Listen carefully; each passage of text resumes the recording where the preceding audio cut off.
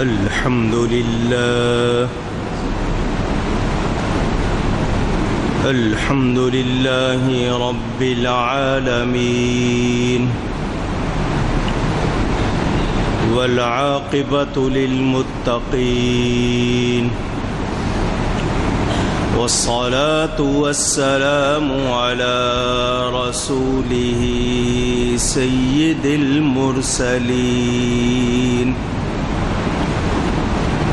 رحمة للعالمين شفيع المذنبين سيد الأولين والآخرين سيدنا ومولانا محمد رسول رب العالمين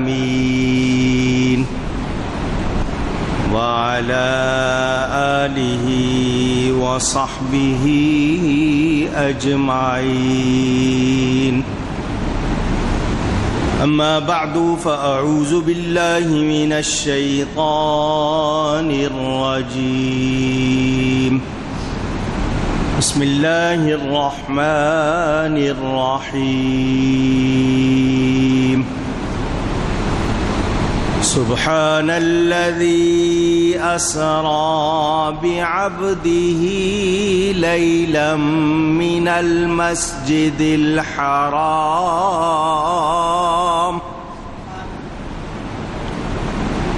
إلى المسجد الأقصى الذي باركنا حوله لنريه من آياتنا إنه هو السميع البصير صدق الله العلی العظیم۔ محبت کے ساتھ ایک مرتبہ دروشی پڑھ لیجئے۔ اللہم صلی علی سیدنا و مولانا محمد معدن الجود والکرم وآلہ وصحبہ وبارک وسلم۔ الصلاة والسلام علیک یا رسول اللہ، الصلاة والسلام عليك يا حبيب الله، الصلاة والسلام عليك يا رحمة للعالمين وعلى آلك وأصحابك يا شفیع المذنبین۔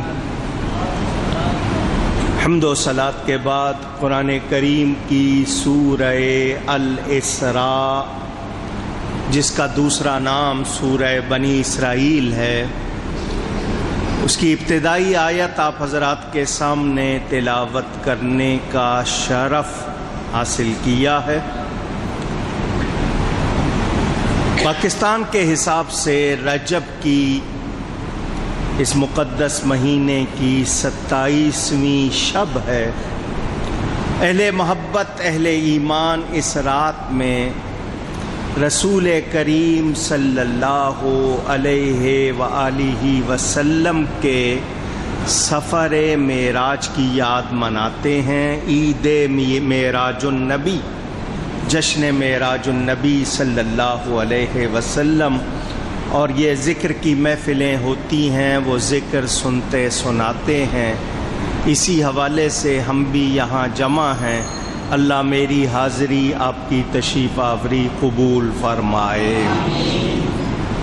اس واقعے میں اگر تفصیل سے جزیات کے ساتھ، ڈیٹیل کے ساتھ اس کو بیان کیا جائے تو یہ ایک رات میں پورا بیان نہیں ہو سکتا۔ خلاصے کے طور پر واقعہ انشاءاللہ آپ کو سناؤں گا۔ سب سے پہلی بات جو آپ کو بتانی ہے وہ یہ کہ یہ مسئلہ یاد کر لیں کہ سفر معراج کا منکر، انکار کرنے والا، دھیان سے سن لیں، مسجد حرام سے مسجد اقصی تک کے سفر کا انکار کرنے والا کافر ہے، کیونکہ یہ قرآن میں واضح بیان ہوا۔ وہاں سے آسمانوں تک کا سفر نہ ماننے والا وہ فاسق ہے،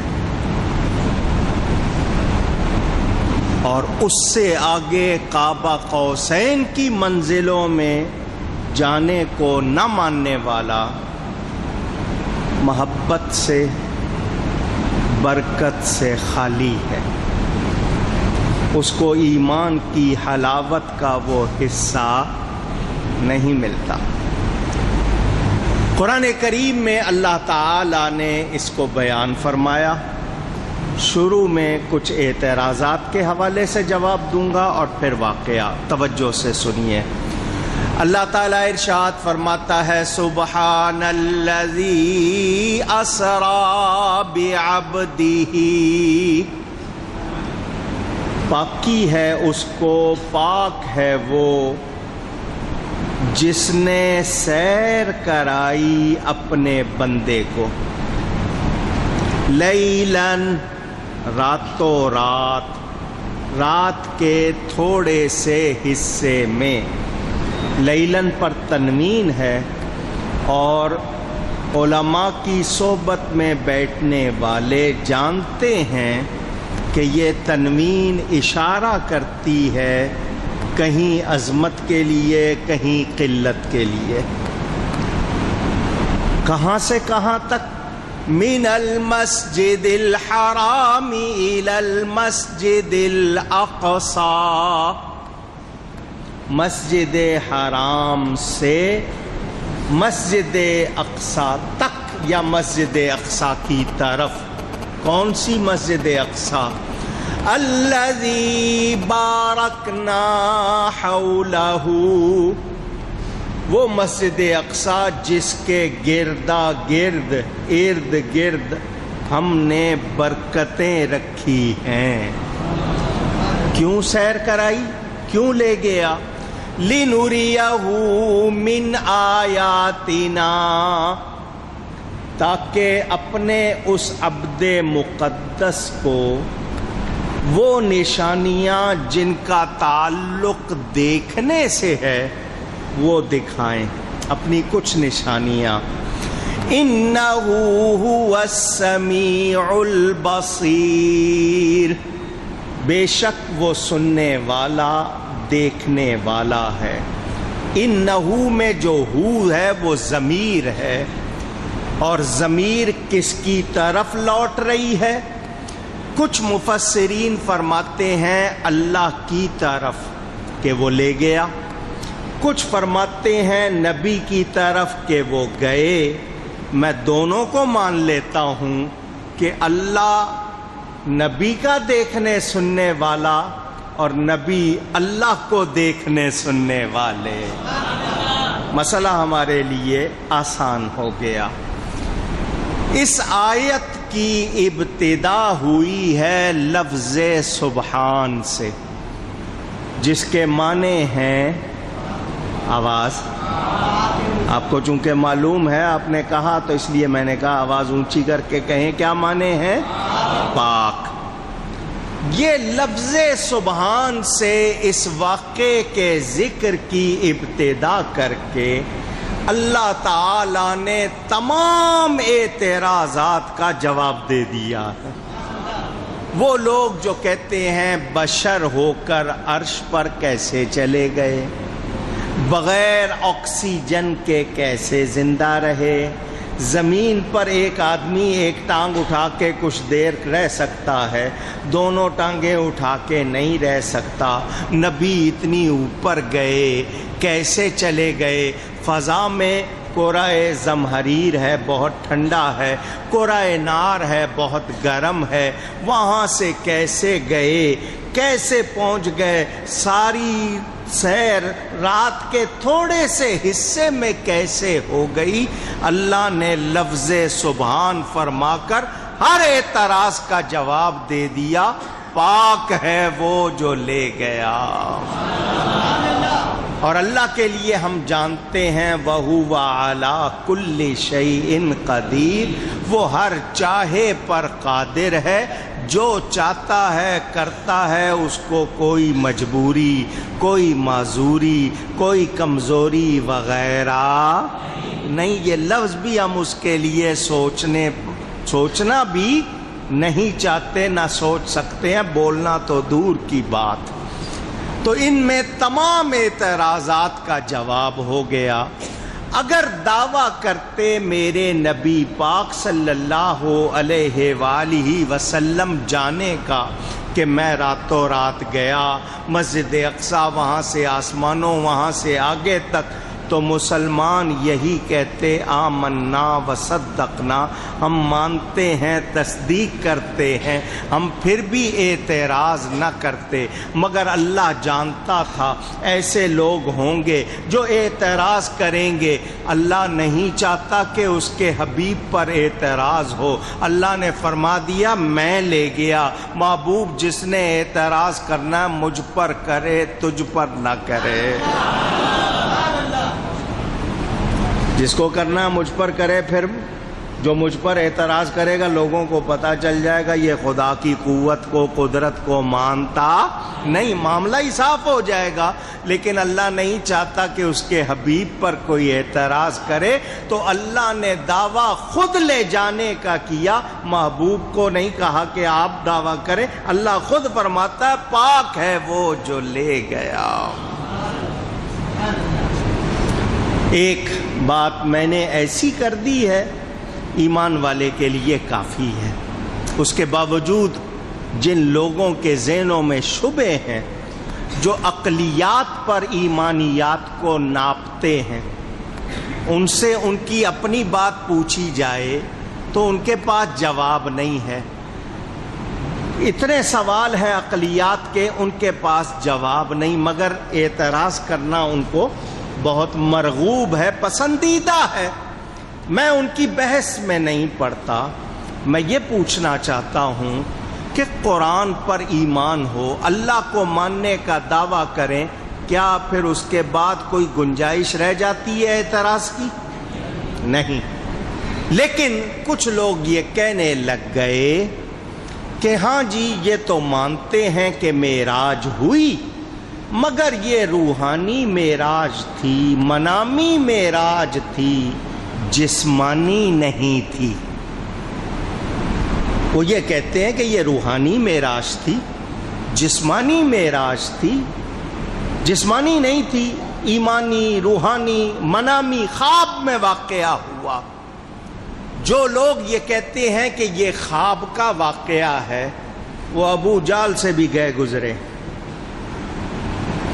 کیونکہ اگر خواب کا واقعہ ہوتا تو ابو جہل اعتراض کرتا، کیونکہ خواب تو وہ بھی دیکھتا تھا، اور خواب میں کہاں کہاں وہ چلا جاتا ہوگا۔ تو اگر خواب کا واقعہ تو وہ اعتراض نہ کرتا۔ اس نے بھی اسی لیے اعتراض کیا تھا کہ یہ جسم کے ساتھ اتنی دور اتنی جلدی کیسے ہو کے آ گئے۔ تو وہ لوگ جو کہتے ہیں خواب کا واقعہ ہے، وہ خوابوں کی دنیا میں رہتے ہیں۔ میرے نبی کو معراج جسم کے ساتھ جاگتے ہوئے ہوئی ہے۔ اللہ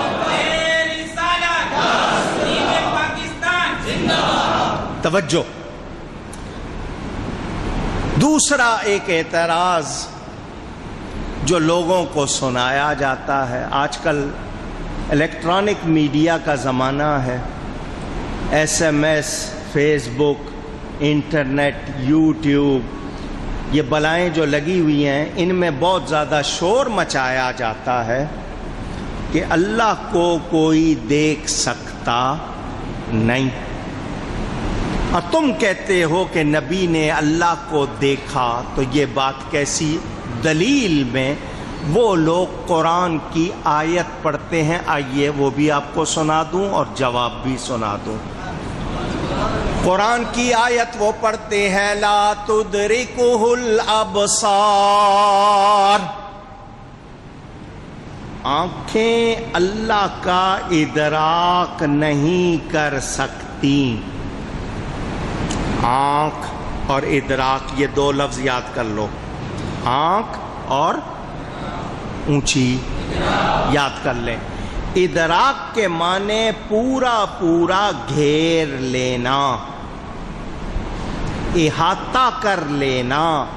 مثلا سمجھانے کے لیے کہہ دوں، میں اپنے سامنے بیٹھے ہوئے لوگوں کو دیکھ رہا ہوں، آنکھ بھی ہے، دیکھ رہا ہوں، تو ایک شخص کہاں سے شروع ہو رہا ہے، اس کا قد کیا ہے، جسامت، جسم کتنا ہے، میری آنکھ اس کو گھیر رہی ہے یا نہیں؟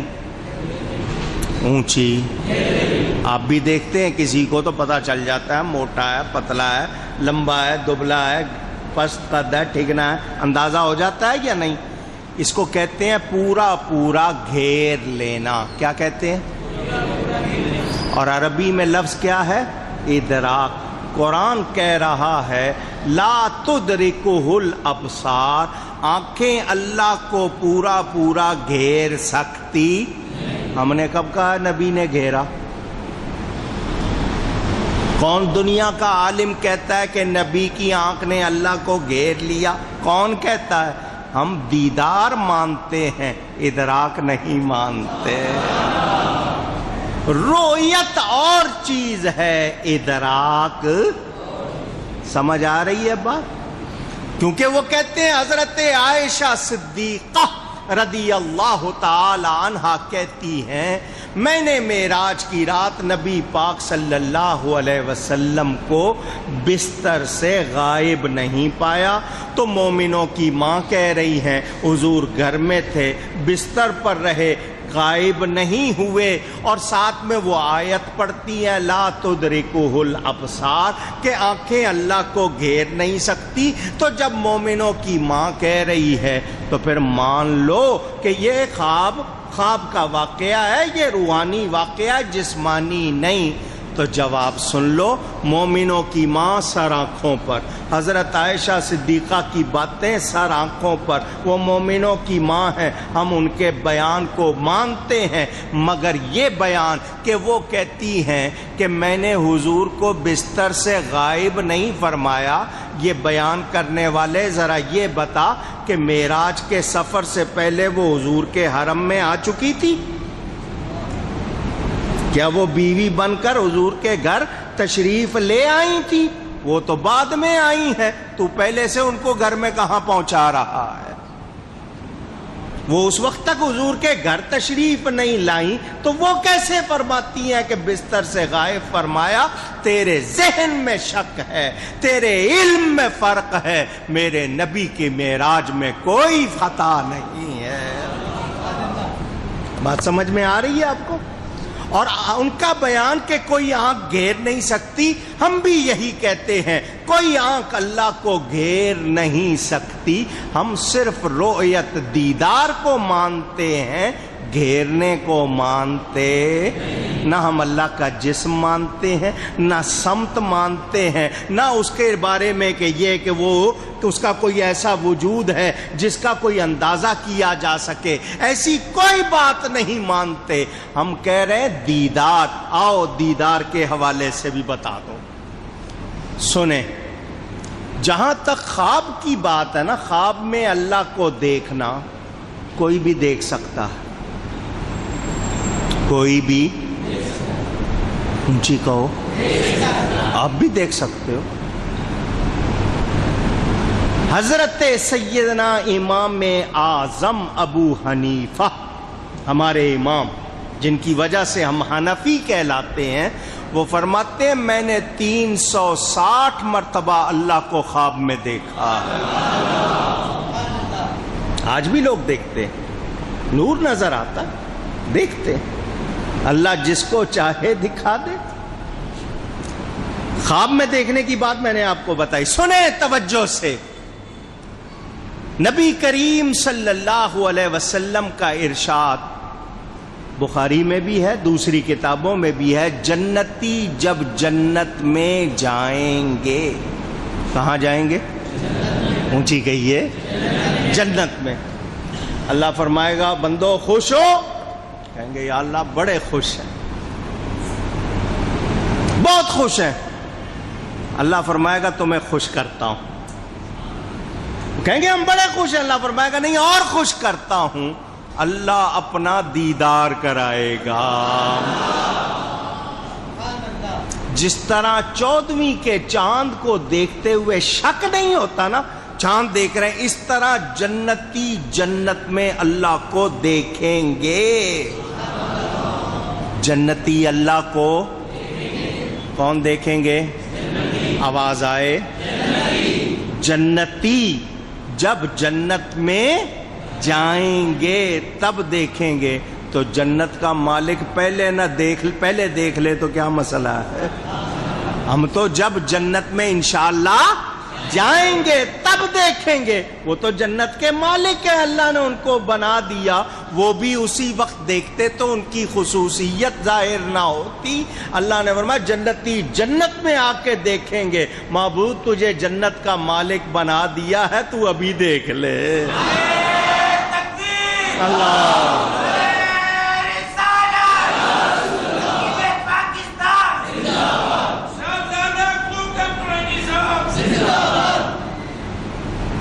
رب دکھا رہا ہے۔ آئیے قرآن پڑھتے ہیں کہ اللہ کو دیکھا جا سکتا ہے یا نہیں۔ حضرت سیدنا موسیٰ علیہ السلام اللہ کے نبی، بڑی شان والے نبی، اللہ تعالیٰ کی بارگاہ میں عرض کرتے ہیں ربی ارینی انظر الیک، اے میرے رب مجھے اپنا آپ دکھا، میں تجھے دیکھنا چاہتا ہوں۔ کون؟ کلام کیا تھا نا، کلام کیا تھا نا، آواز سنی طالب دیدار ہو گئے۔ آواز اتنی پیاری ہے، رب کتنا پیارا ہوگا، دیکھنا چاہتا ہوں یا اللہ اپنا دیدار کرا۔ جواب کیا ملا؟ لن ترانی، اے موسیٰ تم نہیں دیکھ سکتے، اے موسیٰ تم اونچی دھیان سے، بڑی توجہ چاہتا ہوں، مسئلہ حل ہو جائے گا۔ اللہ نے یہ نہیں فرمایا لن اورا، مجھے دیکھا ہی نہیں جا سکتا، میں دیکھنے میں آ ہی نہیں سکتا، فرمایا لن ترانی، تم نہیں دیکھ سکتے، ورنہ اللہ واضح فرما دیتا مجھے دیکھا ہی نہیں جا سکتا، مجھے دیکھا ہی نہیں جا سکتا، مجھے کوئی بھی نہیں دیکھ سکتا۔ اللہ نے کیا فرمایا؟ تم نہیں دیکھ سکتے۔ پتا چلا کوئی دیکھ سکتا، جواب بتا رہا ہے تم نہیں دیکھ سکتے، کوئی دیکھ سکتا۔ وہ کوئی کون؟ جس کو اللہ چاہے، جس کو اللہ نے یہ نہیں فرمایا موسیٰ مجھے تو دیکھا ہی نہیں جا سکتا، تم نے کیسا سوال کر دیا ہے؟ نہیں، فرمایا تم نہیں دیکھ سکتے۔ کیا مطلب؟ مجھے دیکھے گا، کون دیکھے گا؟ جس کو میں چاہوں گا، جس کو میں دکھانا چاہوں گا وہ۔ سوال اور جواب سے حقیقت واضح ہو رہی ہے۔ یہاں علماء صوفیاء نے جو نقطہ بیان کیا ذرا وہ سن لیجئے۔ اللہ تعالیٰ کے بارے میں ہم کہتے ہیں ایک اس کی ذات ہے، پھر اس کی صفات، پھر اس کے نام، پھر اس کے کام۔ ذات، صفات، اسماء، افعال، ٹھیک ہے، یاد رہیں گے۔ نام زیادہ ہیں تو نام کے مظاہر بھی زیادہ، اس کے افعال زیادہ ہیں، اس کے مظاہر بھی زیادہ، اس کی صفات زیادہ ہیں، اس کے صفات کے مظاہر بھی زیادہ ہیں۔ ذات ایک ہے تو مظہر ذات مصطفیٰ بھی ایک ہے۔ ذات ایک ہے تو اس کا مظہر بھی ایک ہے۔ موسیٰ علیہ السلام ہے مظہر صفات، کیا ہے؟ سوال کر بیٹھے ذات کا، سوال کر دیا ذات کا؟ تو جواب مل گیا، تو مظہر صفات ہے، سوال کیا ہے ذات کا، تو صفت یا اس کی تجلی دیکھ سکتا ہے، ذات نہیں دیکھ سکتا، میری ذات کا مظہر مجھے دیکھے گا۔ سوال اور جواب نے بتا دیا کہ اللہ کو دیکھا جا سکتا۔ چنانچہ وہ طالب دیدار، اللہ نے فرمایا پہاڑ کی طرف دیکھو، انہوں نے پہاڑ کی طرف دیکھا، فلما تجلی ربہ، اللہ نے صفاتی تجلی فرمائی۔ کیا فرمائی؟ کیونکہ رب اس میں ذات نہیں ہے، رب اس میں صفات ہے، تو صفاتی تجلی فرمائی پہاڑ پر، پہاڑ جل کر خاک ہو گیا۔ حضرت موسیٰ علیہ السلام از خود رفتہ ہو گئے، صفاتی تجلی کی جھلک نہ دیکھ پائے، میرے آقا نے رب کو مسکرا کے دیکھا۔ یہاں سے اندازہ کرو میرے نبی کی ذات کا۔ اب پڑھو اعلیٰ حضرت کا شعر، اب سمجھ آئے گا آپ کو۔ کس کو دیکھا یہ موسیٰ سے پوچھے کوئی، انہوں نے صفاتی تجلی دیکھی تھی، صفت نہیں، صفت کی تجلی دیکھی، از خود رفتہ ہو گئے، پہاڑ جل کر خاک ہو گیا۔ اللہ کا دیکھنا پوچھنا چاہتے ہو تو تمہیں سمجھ نہیں آئے گی، موسیٰ علیہ السلام سے پوچھو، وہ بتائیں گے۔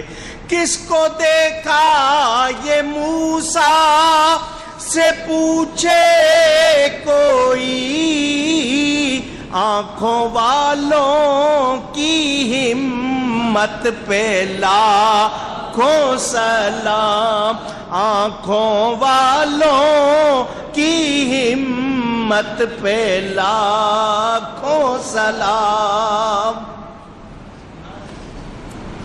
تفسیر نعیمی اٹھائیے، حکیم الامت مفتی احمد یار خان صاحب نعیمی رحمت اللہ علیہ نقل فرماتے ہیں، موسیٰ علیہ السلام نے صفاتی تجلی دیکھی۔ کیا دیکھی؟ تجلی۔ کیا حال ہوا؟ کیا حال ہوا؟ رات کے وقت، رات کو اندھیرا ہوتا ہے نا، رات کے وقت دور پہاڑ پر گہرے رنگ کے پتھر پر گہرے رنگ کی، جس کو آپ کالی کہتے ہیں، سیاہ چونٹی چھوٹی سی کیڑی چلتی تھی، اس کو دیکھتے بھی تھے، اس کے رینگنے کی آواز بھی سنتے تھے۔ صفاتی تجلی دیکھنے سے ان کو یہ شان مل گئی، رات کا اندھیرا، پتھر بھی اندھیرے والا کالا کہہ لو، اس پہ چھوٹی سی کالے رنگ کی چیونٹی چل رہی ہے، چھوٹی سی، دور سے، یہ نہیں کہ قریب جا کر ٹارچ مار کے، نہیں، دور سے دیکھ بھی لیتے تھے، اس کے رینگنے کی آواز بھی سن لیتے تھے۔ جس نے صفاتی تجلی دیکھی، جب اس کی سماعت اور بصارت ایسی ہے تو جس نے عین ذات کو دیکھا، جس نے سر کی آنکھوں سے خود رب کو دیکھا، وہ گنبد خضرا سے یہاں بھی دیکھ رہا، وہ ہمارے دلوں کی دھڑکنیں بھی سن رہے ہیں۔ ہمارے عقیدے بناوٹی نہیں ہیں، ہم یقین رکھتے ہیں جس رب نے ان سے اپنا آپ نہیں چھپایا، ان سے کچھ بھی نہیں چھپایا۔ سمجھ آ رہی بات آپ کو؟ کچھ سمجھے؟ ذہن میں رکھنا، ہم رؤیت کے قائل ہیں۔ اللہ نے کیا فرمایا؟ فَإِنِ اسْتَقَرَّ مَكَانَهُ فَسَوْفَ تَرَانِي، اے موسیٰ اگر یہ پہاڑ اپنی جگہ پر قائم رہا تو تم دیکھ لو گے۔ یہ اللہ فرما رہا ہے قرآن میں۔ اب اتنے سمجھدار لوگ بیٹھے ہوئے ہو، سوچ کر، مسجد میں بیٹھے ہو، سوچ کر جواب دینا، پہاڑ کا اپنی جگہ قائم رہنا ممکن ہے یا نہیں؟ جواب دیجئے۔ ہے؟ پہاڑ کا اپنی جگہ قائم رہنا ممکن ہے، تو پتہ چلا اللہ کو دیکھا جانا بھی ممکن ہے۔ خود اللہ فرما رہا ہے یہ پہاڑ قائم رہا تو تم دیکھ لو گے۔ تو اللہ نے اپنی رؤیت کو، اپنے دیدار کو استقرار جبل، استقرار پہاڑ کے ساتھ متعلق کیا۔ پتہ چل گیا کہ رب کو دیکھا جا سکتا ہے۔ کون دیکھ سکتا ہے؟ جس کو رب دکھانا چاہے۔ جس کو رب دکھانا، اس نے اپنے حبیب کو دکھایا۔ اے حبیب، یہ کلیم اللہ ہے، میں نے ان سے کلام کیا ہے۔ یہ طالب دیدار ہوئے، یہ گھر سے چلے، پیدل سفر کر کے کوہ طور پر آئے۔ کوہ طور پر آ کر انہوں نے 40 روزے رکھے اور پھر سوال کیا۔ جواب میں نے کہہ دیا تم نہیں دیکھ سکتے۔ لوگ پوچھتے ہیں فمن فرق بین الحبیب والکلیم، کہ حبیب اور کلیم کے درمیان فرق کیا ہے؟ کلیم بھی بڑی شان والے، حبیب زیادہ شان والے، فرق کیا ہے؟ تو فرق یہ ہے کہ کلیم گھر سے چلتے ہیں، پیدل سفر کر کے طور پر جاتے ہیں، 40 روزے رکھتے ہیں، سوال کرتے ہیں، جواب ملتا ہے تم نہیں دے سکتے۔ حبیب کہیں جاتا نہیں، جا کر روزے رکھتا نہیں، سوال کرتا نہیں، وہ حتیم میں آرام فرما ہے۔ اللہ جبریل کو بھیجتا ہے، جبریل جنت سے براق لے لو، 70,000 فرشتہ ساتھ لے لو، جنتی لے جوڑے ساتھ لے لو، جاؤ میرے حبیب سے کہو اے حبیب کلیم مجھے چاہتا ہے، پیارے میں تجھے چاہتا ہوں۔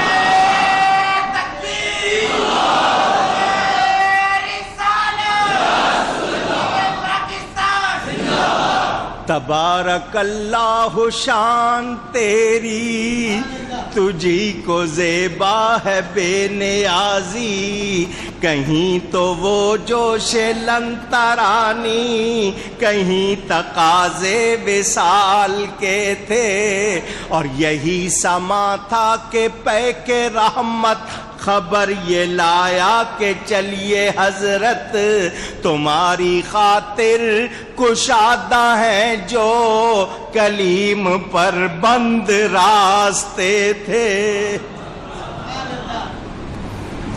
حضور صلی اللہ علیہ وسلم نے یہ واقعہ خود بیان فرمایا۔ متعدد احادیث معراج کے حوالے سے ایک بہت لمبی حدیث ہر کتاب میں ہے، خود حضور نے سنایا۔ میں اس میں سے کچھ حصے آپ کو سنا رہا ہوں۔ حضور صلی اللہ علیہ وسلم مکہ مکرمہ میں ہجرت سے پہلے کا واقعہ۔ حتیم کعبے کا وہ حصہ جس پر چھت نہیں ہے، دائرہ بنا ہوا ہے، اس کے اندر یا اس کے پڑوس میں حضرت علی کی بہن ام ہانی، ان کا گھر بھی قریب تھا، اس میں آرام کر رہے تھے۔ دونوں روایتیں ہیں۔ جبریل امین آئے رات کے وقت۔ کب آئے؟ اونچی یہ رات کے وقت سیر کیوں رکھی؟ اسراء کے معنی ہی رات کی سیر کے ہیں، دن میں کیوں نہیں، رات میں کیوں رکھی؟ کچھ لوگ کہتے ہیں اللہ ہر جگہ ہے، پھر اس نے عرش پہ کیوں بلایا؟ یہ لوگوں کے عقلی سوال۔ کبھی کاش کہ تم نے دین سیکھا ہوتا۔ تم رب پر اعتراض کر رہے ہو؟ یہ رب کی کائنات ہے، وہ ہر جگہ ہے، اس نے حبیب کو وہاں بلایا جہاں وہاں کہاں ہی ختم ہو گیا۔ سب چیزیں عرش کے نیچے ہیں نا، تو ما فوق العرش بلا کر بتا دیا تم سب مکان کے محتاج ہو، میرا حبیب مکان کا محتاج نہیں۔ تم بغیر آکسیجن کے نہیں رہ سکتے، تم بغیر زمین کے نہیں رہ سکتے، تم اسباب کے بغیر نہیں رہ سکتے، میرا حبیب رہ سکتا ہے۔ یہ صرف میرا محتاج ہے، باقی سب اس کے محتاج ہے۔ بات سمجھ میں آ رہی ہے؟ میں نے سائنس کے جواب بھی دیے ہوئے ہیں، سائنس کے جواب بھی آپ کو یاد کرائے ہوئے، پوری تقریر کی ہوئی ہے، لوگوں کو بتایا ہوا ہے۔ جن کے ذہنوں میں نہیں ہے وہ سن لینا، میں اس وقت ساری بات دوبارہ نہیں دہراؤں گا۔ توجہ، جبریل امین آئے، حضور آرام فرما رہے ہیں، فرشتوں کا سردار رسول فرشتہ وہی لانے والا اللہ کا مقرب فرشتہ، قرآن میں روح القدس اس کو ذی قوہ فرمایا گیا، آیا ہے بارگاہ مصطفیٰ میں، حضور آرام فرما رہے ہیں، وہ ٹھک ٹھک نہیں کرتا، آواز نہیں لگاتا، اللہ سے پوچھتا ہے مولا کیسے جگاؤں؟ حبیب آرام فرما رہے ہیں۔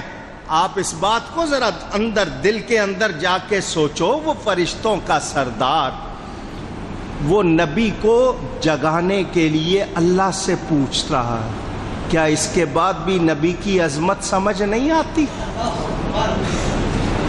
اندازہ کرے، آگے سے یہ جواب نہیں ملتا ہم نے بھیجا ہے ہمارا، جاؤ آواز لگاؤ، نہیں، فرمایا قبل قدمی، اے جبریل ان کے قدموں پہ اپنے ہونٹ رکھ دے۔ جواب دینا ضروری ہے تاکہ کسی کے ذہن میں شبہ نہ رہ جائے۔ کہتے ہیں یہ حدیث ضعیف ہے، تو میں آپ کو مسجد میں بیٹھا ہوا یہ سبق پہلے بھی سنایا، پھر سنا رہا ہوں۔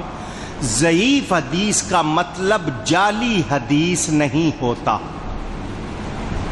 بنائی ہوئی حدیث نہیں ہوتا، غلط نہیں ہوتا، اس کے جو راوی ہے نا، راوی جو بیان کرنے والے، ان میں کوئی کمزوری ہوتی ہے سند میں۔ مثلا آپ نے مجھ سے سنا، آپ کسی اور کو سنا رہے ہیں، اس نے آپ سے سنا، کسی کے نام کا شبہ ہو جائے، ولدیت میں شبہ ہو جائے کہ یہ فلانے کا بیٹا ہے یا فلانے کا بیٹا ہے، دو اس نام کے ہوں کہ ان میں سے یہ کون سا ہے، کسی کی یاداشت کے بارے میں شبہ ہو جائے کہ اس کی یاداشت اتنی مضبوط نہیں، ہو سکتا ہے کوئی لفظ اور ہو، اس نے معنی کے لیے دوسرا اس سے ملتا جلتا لفظ لگا دیا ہو، یہ شبہ ہو جائے تو کہتے ہیں حدیث ضعیف ہے۔ کیا مطلب؟ حدیث کے الفاظ نہیں، بیان کرنے والے میں کمزوری ہے، وہ غلط حدیث نہیں ہوتا۔ اور فضائل میں سب ضعیف حدیثوں کو مانتے ہیں۔ اگر کوئی بحث کرنے لگ جائے کہ نہیں جی میں ضعیف حدیث کو نہیں مانتا، تو میں پوچھتا ہوں نماز پڑھتے ہو؟ آواز لگاؤ۔ جب آپ اللہ اکبر کہہ کے ہاتھ باندھتے ہو تو کیا پڑھتے ہو؟ اونچی سناؤ نا ذرا، سبحانک اللہم و بحمدک و تبارک اسمک و تعالی جدک و لا الہ غیرک۔ ٹھیک ہے؟ کیوں پڑھتے ہو؟ سوال ہے میرا، کیوں پڑھتے ہو؟ کوئی جواب دو۔ ضعیف حدیث ہے، یہ حدیث ضعیف ہے، ساری امت پڑھ رہی ہے۔ کیوں کہ ضعیف حدیث سے کسی چیز کا واجب ہونا ثابت نہیں ہوگا، مستحب ہونا ثابت ہوگا، پسندیدہ ہونا ثابت ہوگا، اور فضائل میں سب مانتے ہیں۔ تو جس کا ایمان ضعیف ہے وہ نہ مانے، ہمارا ایمان مضبوط ہے، ہم نبی کی فضیلت کی ہر بات مانتے ہیں۔ ضعیف حدیث کا مطلب جعلی حدیث، اونچی۔ حکم ہوا جبریل کو قبل قدمی، چومو ان کے قدموں کو۔ کیا کرو؟ اونچی۔ وہ جبریل، وہ جو فرشتوں کا سردار رسول فرشتہ ہے، میرے آقا کے قدم چوم رہا۔ اے جبریل ہم تو ان کی گلیاں دیکھنے کو ترستے، تو نے ان کے قدم چومے، کچھ تو بتا۔ شاعر کہتا ہے جبریل نے کہا، نہ جنت نہ جنت کی کلیوں میں دیکھا، نہ جنت نہ جنت کی کلیوں میں دیکھا، مزہ جو محمد کی تلیوں میں دیکھا۔ جو نبی کے قدم چومنے میں مزہ ملا، وہ جنت کی کلیوں کو چومنے میں نہیں ملا۔ کیونکہ جبریل کے ہونٹ اللہ نے کافوری ٹھنڈے بنائے ہیں۔ اللہ نے فرمایا قدم اپنے لب رکھ دے قدموں پر، اس کی ٹھنڈک سے وہ آنکھیں کھول دیں گے۔ یہ بھی ایک راز ہے، حضور کو اللہ پہلے سے تیار کر دیتا نہیں، ان کو نیند میں رکھ دیا تاکہ جبریل سے قدم چومنے کا واقعہ ہو کر آنے والوں کو پتہ لگ جائے، اور جگایا تو اس کو جاتا ہے جو سو رہا ہو، جو ساری کائنات کے سوتوں کو جگانے آیا ہو، اس کو کون جگائے؟ مگر بتانا تھا یہ میرا مقرب فرشتہ ہے، رسول فرشتہ، فرشتوں کا سردار، یہ جب قدموں کو چوم رہا ہے تو اندازہ کر لینا میرے حبیب کی شان کتنی ہے۔ سمجھ آ رہی ہے آپ کو؟ میرے نبی کے قدموں کی شان کو بھی ہم سمجھ سکتے۔ زہ عزت و اطلاع محمد صلی اللہ علیہ حضرت فرماتے ہیں عزت اور بلندی اتنی، زہ کیا بات ہے، زہ عزت و اطلاع محمد کہ ہے عرش حق زیر پائے محمد صلی اللہ علیہ وسلم۔ ان کے تلووں کی بلندی کو اگر جاننا چاہتے ہو تو وہ اللہ کے عرش کے اوپر گئے، کیا مطلب ساری کائنات نیچے، میرے آقا کے تلوے اونچے، میرے آقا کے تلوے، میرا پاؤں زمین پر ہے، تخت ہے وہ بھی زمین کے حکم میں، بات کر رہا ہوں میں عرش کی، میرا پاؤں کہاں ہے؟ بات کہاں کی کر رہا ہوں؟ یہ سب سے نیچا مقام، وہ سب سے ان کے تو قدم اتنے اونچے ہیں، وہ خود کتنے اونچے ہوں گے؟ کچھ اندازہ کرو، کچھ سمجھنے کی کوشش کرو، جب قدم اتنے اونچے ہیں وہ آقا کتنے اونچے ہوں گے؟ ہم اندازہ کر سکتے نہیں۔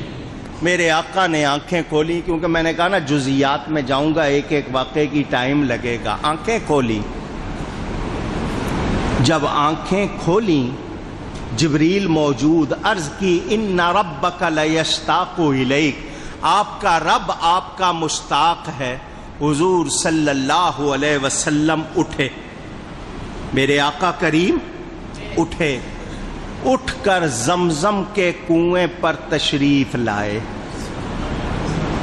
زمزم کے کنویں پر وضو فرمایا۔ کیا فرمایا؟ اونچی گئی ہے۔ صحابہ نے نبی پاک کا، کوئی صحابہ نہیں میں کہہ رہا ہوں، فرشتوں نے نبی پاک کا سینہ اقدس چاک کیا، سینہ اقدس کھول دیا، دل باہر نکالا، اس کو بھی چیر دیا۔ حضور دیکھ رہے، حضور نہیں سمجھے ہو، دل باہر ہے، دیکھ رہے ہیں، دل کو چیر دیا گیا۔ حضور نہ سماعت میں فرق ہے نہ بصارت میں فرق ہے، فرشتے کیا کہہ رہے ہیں سن رہے ہیں، جو کر رہے ہیں وہ دیکھ رہے ہیں، دل باہر آ گیا ہے، دیکھ بھی رہے ہیں سن بھی رہے ہیں۔ کیا مطلب؟ حیات میں کوئی فرق نہیں۔ ہمارے ہاں کہا جاتا ہے ہارٹ فیل، انگلش کا لفظ ہے، دل بند ہو گیا، دل فیل ہو گیا، بندہ زندہ رہتا ہے؟ بندے کا دل باہر نکال لیں، چیر دیں، بندہ زندہ رہتا ہے؟ اونچی آج کل جو بائی پاس کرتے ہیں وہ تو پمپنگ کا انتظام کرتے ہیں، اگر پمپنگ ختم